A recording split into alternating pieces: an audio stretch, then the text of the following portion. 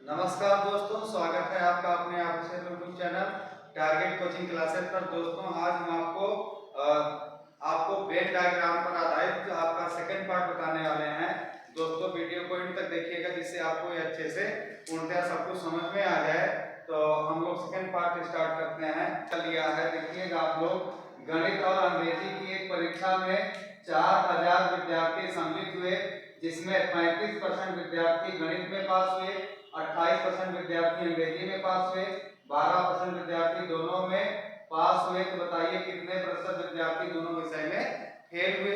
तो हम सबसे पहले यहाँ पर देखेंगे कि डायग्राम के माध्यम से हम लोग देखेंगे। डायग्राम अगर इसका कंप्लीट किया जाए तो यहाँ पर गणित और अंग्रेजी की परीक्षा है। गणित और अंग्रेजी की परीक्षा है। गणित और अंग्रेजी की परीक्षा है यहाँ पर। इसमें अगर देखा जाए तो गणित में कितने टोटल विद्यार्थी कितने हैं? 4000 विद्यार्थी टोटल हैं। अब यहाँ पर देखा जाए तो जिसमें से 35% विद्यार्थी किसमें पास हुए? गणित में पास हुए। 35% गणित में पास हो गए। 28% विद्यार्थी जो हैं अंग्रेजी में पास हो गए। अंग्रेजी में कितने परसेंट? 28% विद्यार्थी अंग्रेजी में पास हो गए। 12% विद्यार्थी दोनों में पास हो गए। 12% विद्यार्थी क्या है? दोनों में पास है। यहाँ पर दोनों का मतलब यहाँ पर लिख दिया जाएगा। और उसके बाद अगर देखा जाए तो यहाँ से अगर हम लोग देखें तो ये जो रिप्रेजेंट करता है ये टोटल को रिप्रेजेंट करता था। 35% विद्यार्थी ऐसे हैं जो केवल गणित में पास। अगर कहते केवल गणित में पास की संख्या अगर देखा जाए तो हम लोग क्या करेंगे? 35 में से 12 अगर घटा लेते हैं तो 5 में से 2 जाएगा 3, और उसके बाद 3 में से 1 जाएगा 2। तो 23% विद्यार्थी के हैं केवल गणित में पास है। केवल गणित में पास की संख्या की देखा जाए तो कितने परसेंट विद्यार्थी हैं? 23% विद्यार्थी हैं। और अगर यहाँ से देखा जाए तो 12 अगर यहाँ से लेस कर देते हैं तो 6 आ जाएगा, और यहाँ पर आपका क्या आ जाएगा? ये 16% विद्यार्थी ऐसे हैं जो केवल अंग्रेजी में पास हैं। केवल अंग्रेजी में ही पास हैं। अब आपको यहाँ पर पास की संख्या देखा जाए तो हम लोग क्या करेंगे? हम लोग करेंगे 23, और हम लोग यहाँ पर जोड़ेंगे 23 प्लस 12 प्लस 16। अगर हम सभी को जोड़ लेते हैं तो मेरे अनुसार पास की संख्या कितना आ जाएगी? 4 2 8 8 3 11, 1 2 1 और 1 2 2 2 4 4 1 5। अब यहाँ पर 51% विद्यार्थी जो हैं पास हैं। 51% विद्यार्थी क्या है? पास हुए। 51% विद्यार्थी पास हुए। इसका मतलब 49% विद्यार्थी क्या है? फेल है। 49% विद्यार्थी क्या है? फेल है। अब यहाँ पर फिर मेरे अनुसार अगर देखा जाए तो टोटल संख्या क्या है? 4000 है। इसका मतलब 100% का मान 4000 है, और हमसे 49% का मान पूछा गया है। 49% अर्थात वो उन विद्यार्थियों को बताइए जो दोनों विषय में फेल हुए हैं। दोनों विषय में फेल का मतलब एकदम से फेल, उसी की संख्या देना है। यहाँ पर हम लोग क्या करेंगे? डबल जीरो से डबल जीरो काट देंगे और क्रॉस मल्टीप्लाई कराएंगे तो x बराबर आपका क्या आ जाएगा? 0 4 9 36 के 4 और 4 चौक 16 16 3 19। तो 1960 विद्यार्थी ऐसे हैं जो क्या है? दोनों विषय में फेल हैं। 1960 विद्यार्थी ऐसे हैं जो दोनों विषय में फेल हैं। अब यहाँ पर हमने अब इसका सेकंड क्वेश्चन लेते हैं। तो सेकंड क्वेश्चन की तरफ। सेकंड क्वेश्चन है आपका आज का मैंने जो लिया है, हिंदी और संस्कृत की एक परीक्षा में 54% विद्यार्थी हिंदी में पास हुए, 42% विद्यार्थी संस्कृत पास हुए, जबकि 20% विद्यार्थी हिंदी और संस्कृत दोनों में क्या हो गए? हिंदी और संस्कृत दोनों में फेल हो गए। 20% विद्यार्थी हिंदी और संस्कृत दोनों में फेल हो गए। यदि विद्यार्थियों की संख्या 2500 है तो बताइए केवल एक विषय में कितने विद्यार्थी पास में? केवल एक विषय में कितने विद्यार्थी पास हुए हैं? अगर इसकी संख्या देखा जाए हम लोग इसको भी डायग्राम के माध्यम से कंप्लीट करेंगे। डायग्राम अपना क्या बनेगा इसका? इसमें डायग्राम हम लोग बनाएंगे ये। अब यहाँ पर देखें तो 42% किसमें है? हिंदी में। हिंदी में कितने हैं? 42% विद्यार्थी हैं। अंग्रेजी में जो है कितने परसेंट विद्यार्थी अच्छा हिंदी में 54% है, हिंदी में 54% है और अंग्रेजी में 42% है और 20% विद्यार्थी ऐसे हैं जो दोनों विषय में फेल कर गए हैं, जो दोनों विषय में फेल कर गए हैं। अर्थात हम इसको पूरा पूरा डायग्राम 100% माने तो 20% विद्यार्थी 100 में से 20% विद्यार्थी फेल कर गए, इसका मतलब 80% में ही हमको क्या करना है, 80% को ही टोटल मानते हुए चलना है। तो सबसे पहले 80% को टोटल मानेंगे। यहाँ से देखें इन दोनों को जोड़ा जाए तो आपका क्या आ जाएगा, 54 में 42 जोड़ रहे तो 54 प्लस 42 जोड़ा जाए तो आपका क्या आ जाएगा, तो आपका आ जाएगा 4 2 6 5 4 9 96 आ जाएगा। क्योंकि मेरे पास 80% में ही हमको देखना है, जो भी करना है 80% में ही करना है।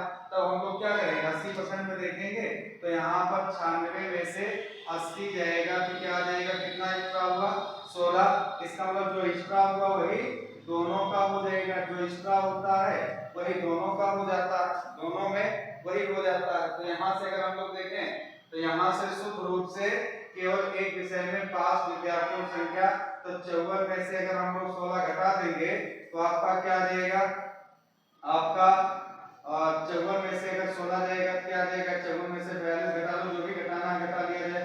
तो 54 में से अगर हम लोग 16 घटा दें 14 में से 6 जाएगा, क्या आ जाएगा 14 में से 6 जाएगा तो क्या आ जाएगा 8 6 14, तो 8 आ जाएगा और यहाँ पर 4 में से 1 जाएगा 3, ये 38% हो जाएगा।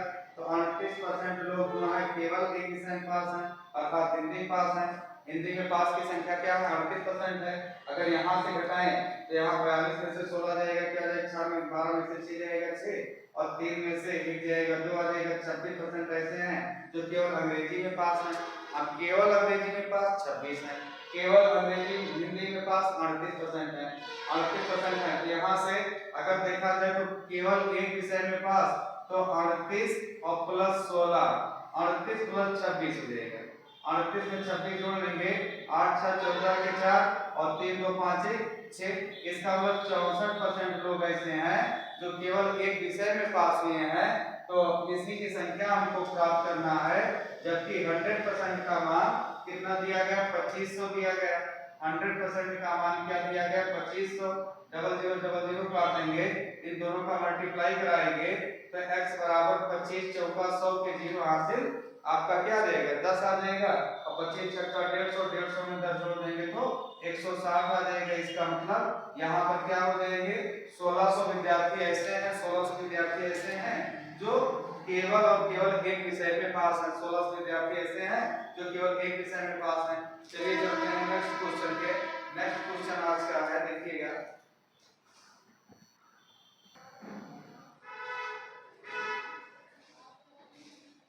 अब चलिए चलते हैं हम लोग नेक्स्ट क्वेश्चन पे। नेक्स्ट क्वेश्चन जो हमने आज का लिया है, अब आप लोग देखेंगे एक कार्यालय के सभी कर्मचारी चाय कॉफी या दोनों पीते हैं। 70% कर्मचारी चाय पीते हैं, 45% कर्मचारी कॉफी पीते हैं। यदि चाय और कॉफी दोनों पीने वालों की संख्या 120 है तो कार्यालय में कुल कर्मचारियों की संख्या क्या होगी। यहाँ पर हम लोग डायग्राम के माध्यम से पिछले वाले क्वेश्चन की तरह समझेंगे। यहाँ कार्यालय के सभी कर्मचारी चाय पीते हैं, चाय पीते हैं और कुछ कर्मचारी जो है कॉफी पीते हैं, कॉफी पीते हैं और कुछ कर्मचारी दोनों पीते हैं। तो 70% कर्मचारी चाय पीते हैं, 70% कर्मचारी क्या है चाय पीते हैं, 45% कर्मचारी कॉफी पीते हैं, कॉफी पीते हैं। कितने लोग, 45%। अब हम यहाँ पर देखें तो 70 में 45 अगर हम लोग जोड़ दें, 70 में 45 जोड़ा जाएगा तो आपका क्या आ जाएगा, 5 ही आ जाएगा और 7 4 11 तो 115 आ जाएगा।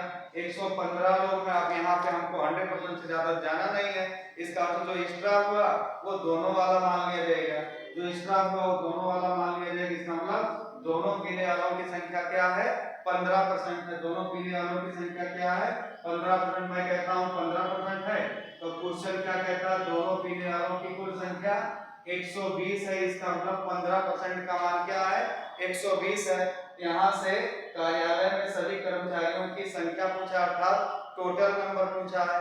और टोटल पूछेगा तो टोटल हमेशा 100% होता है। 100% का मान 15 का 15 15 120 और क्रॉस मल्टीप्लाई कराएंगे तो x बराबर आपका 800 आ जाएगा।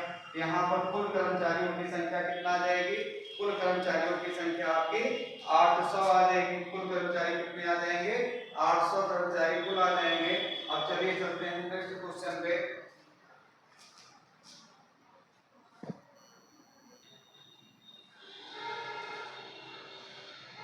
चलिए चलते हैं नेक्स्ट क्वेश्चन पे। नेक्स्ट क्वेश्चन है, हमने जो लिया है एक छात्रावास के सभी विद्यार्थी फुटबॉल हॉकी या दोनों खेलते हैं। 60% विद्यार्थी फुटबॉल खेलते हैं, 45% विद्यार्थी हॉकी खेलते हैं।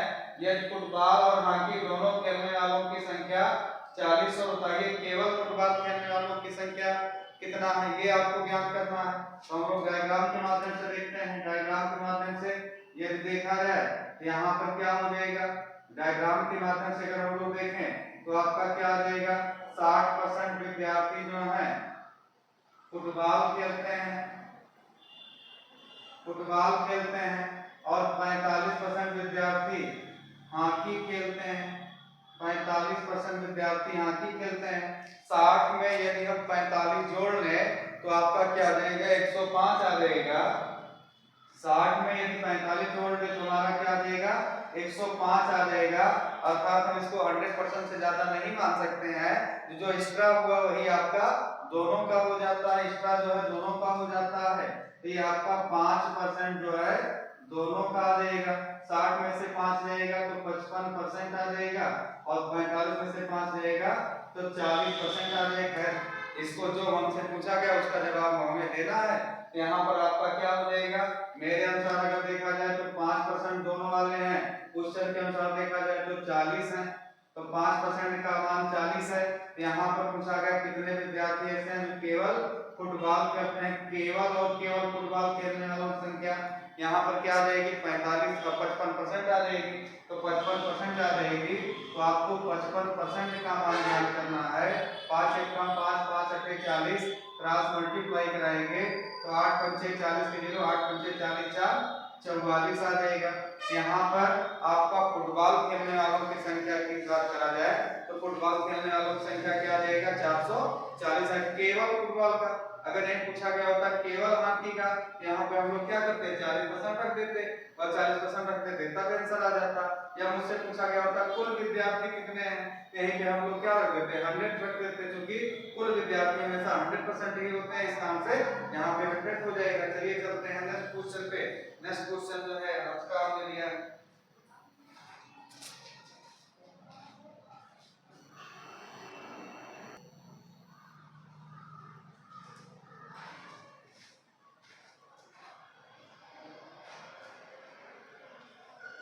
चलिए चलते हैं आप लोग नेक्स्ट क्वेश्चन पे। नेक्स्ट क्वेश्चन है आज का जो मैंने लिया है, एक ही क्वेश्चन में हमने सब कुछ एडजस्ट करने का प्रयास किया है।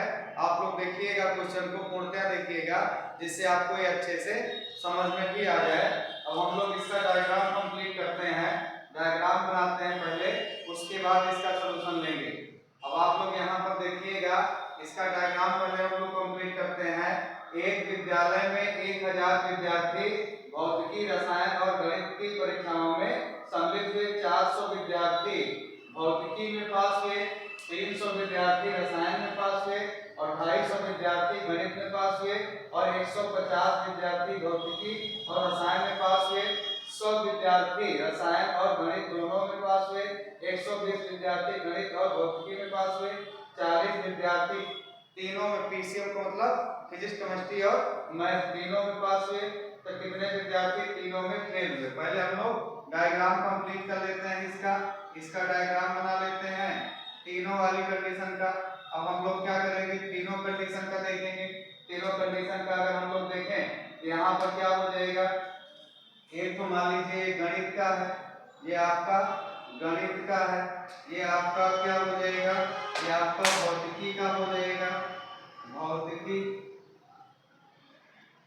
और ये आपका रसायन का हो जाएगा, रसायन का हो जाएगा। ये आपका रसायन का हो जाएगा। अब आपका यहाँ पर क्या हो जाएगा?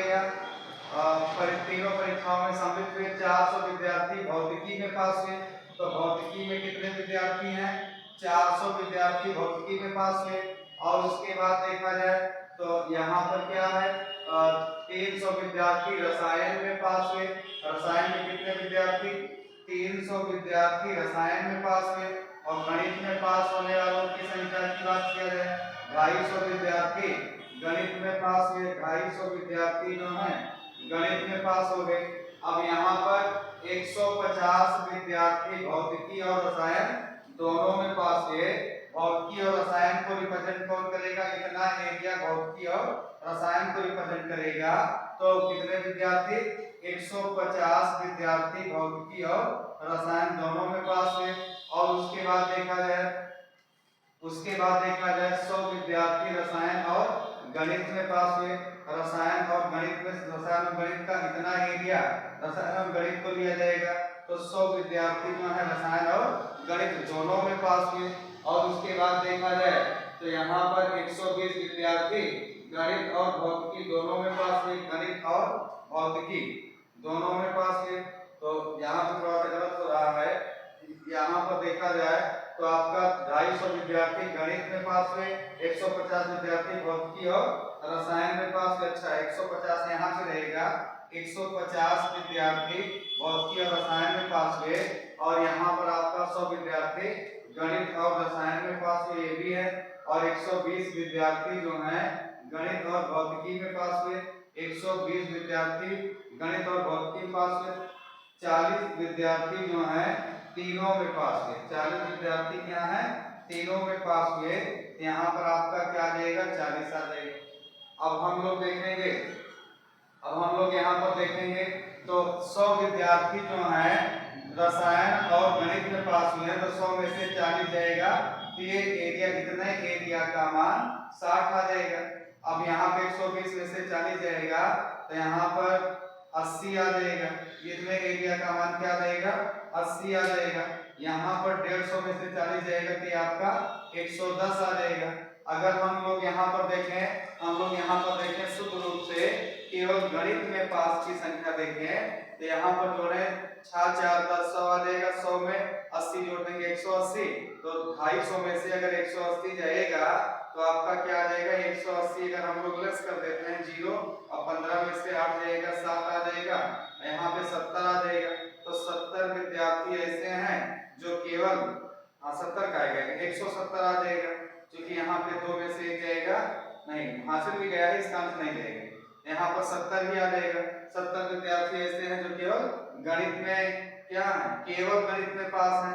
केवल रसायन में पास होने वाली संख्या तो 6 4 10 100 आ जाएगा। 100 में 110 जोड़ देंगे क्या आ जाएगा 210 आ जाएगा। और 100 में से 210 जाएगा तो क्या आ जाएगा 70 आ जाएगा। तो 70 विद्यार्थी ऐसे हैं जो केवल केमिस्ट्री में पास हैं। यहाँ पे अगर देखा जाए वही हाल यहाँ पर 8 4 12 120 में और 110 जोड़ लेंगे तो आपका क्या आ जाएगा और 230 आ जाएगा। अब 400 में से 230 जाएगा क्या आ जाएगा 170 बचेगा। 170 बच जाएगा। 170 आपका बच जाएगा। अब यहाँ से हम लोग क्वेश्चन को करते हैं। हम लोग डायग्राम को कंप्लीट कर चुके हैं। अब क्वेश्चन को देखते हैं। एक एक क्वेश्चन देखेंगे और सारे का जवाब देने का हम लोग प्रयास करेंगे। कितने विद्यार्थी तीनों विषय में फेल हुए हैं। तो तीनों विषय में पास की अगर संख्या देखा जाए तो पास की संख्या देखा जाए सबको जोड़ते हैं, सबको जोड़ लेते हैं यहाँ पर। और सबको अगर जोड़ लेते हैं तो आपका 70 70 140। 140 में 170 जोड़ लेंगे 170 प्लस 140। 140 कैसे आया इसको जोड़ लेंगे। अब इसको जोड़ लेते हैं तो 6 4 10 100 आ जाएगा। 100 में 110 जोड़ लेंगे तो आपका क्या आ जाएगा 210 आ जाएगा। 210 में 80 जोड़ लेंगे 210 में 80 जोड़ लेंगे तो 290 आ जाएगा। 290 आ जाएगा। अब इन सबको जोड़ते हैं तो 0 आ जाएगा। 9 4 13 13 के 3 और 9 4 13 13 में 7 जोड़ेंगे तो आपका क्या आ जाएगा 13 में 7 जोड़ दिया जाएगा तो 20 20 के 2 हासिल 1 और 2 1 3 3 1 4 4 2 6 600 लोग ऐसे हैं जो केवल एक विषय में पास है। 40 हमने जोड़ा है क्या 6 4 10 और 100 में 10 जोड़ 110 जोड़ लेंगे 210 में 80 जोड़ लेंगे 290। हाँ 290 पूरा हो गया। अब ये आपका 7 7 7 14 140 70, इन तीनों को हम लोग जोड़ लेते हैं तो आपका 600 आ जाएगा। तो 600 विद्यार्थी अगर पास हुए हैं, 600 विद्यार्थी अगर पास हुए तो इसका मतलब 400 विद्यार्थी क्या हुए? अगर 600 विद्यार्थी पास हुए हैं तो 400 विद्यार्थी क्या हो जाएंगे? फेल हो जाएंगे। तो फेल विद्यार्थियों की संख्या क्या है? 400 आ जाएगी। कितने विद्यार्थी, कितने प्रतिशत विद्यार्थी तीनों में पास हुए हैं? और तीनों में पास का मतलब क्या हो जाएगा? 40 बटा 1000 गुणे 100 आ जाएगा। डबल जीरो से डबल जीरो, सिंगल जीरो से सिंगल जीरो। यहाँ पर आपका क्या आ जाएगा? 4% आ जाएगा। और उसके बाद कितने विद्यार्थी केवल गणित में पास हुए हैं? केवल गणित की बात किया जाए, केवल गणित में कितने विद्यार्थी हैं? 70 विद्यार्थी हैं। 70 विद्यार्थी केवल गणित में पास हुए हैं। अब यहाँ पर कितने विद्यार्थी केवल एक विषय में पास हुए हैं? तो केवल एक विषय में पास की संख्या देखा जाए तो यहाँ पर जोड़ लेंगे 0 7 4 11 के 1 और 1 और 1 2 2 1 3 310 विद्यार्थी हैं जो केवल एक विषय में पास हैं। कैसे? यहाँ पर इन सबको हम क्या करेंगे? जोड़ देंगे। और उसके बाद आप लोग देखें कितने प्रतिशत विद्यार्थी केवल भौतिकी और गणित में पास हैं। भौतिकी और गणित में पास होने की केवल भौतिकी और गणित की 80 है। तो 80 को हम लोग क्या करेंगे? 80 बटा 1000 और गुणे 100, डबल जीरो से double zero, single zero single zero. यहाँ पर क्या आ जाएगा? 8% विद्यार्थी ऐसे हैं, 8% विद्यार्थी ऐसे हैं जो केवल क्या है, जो केवल भौतिकी और गणित में पास हैं। कितने विद्यार्थी ऐसे हैं केवल एक विषय में फेल हैं? और केवल एक विषय में फेल हैं। अगर पास की संख्या देखा जाए तो यहाँ पर क्या हो जाएगा? पास की संख्या देखा जाए तो टोटल तीनों में फेल की संख्या अगर यहाँ पे 400 है तो यहाँ पे अगर देखा जाए केवल एक विषय में फेल, तो जो एक विषय में पास है वही एक विषय में फेल भी हो जाएंगे। जो एक विषय में पास है, एक विषय में पास की संख्या क्या है? 310। वही 310 हमारे क्या हो जाएंगे? एक विषय में पास की संख्या आ जाएगी। दोस्तों वीडियो कैसा लगा आप कमेंट में जरूर बताइएगा। तब तक के लिए नमस्कार।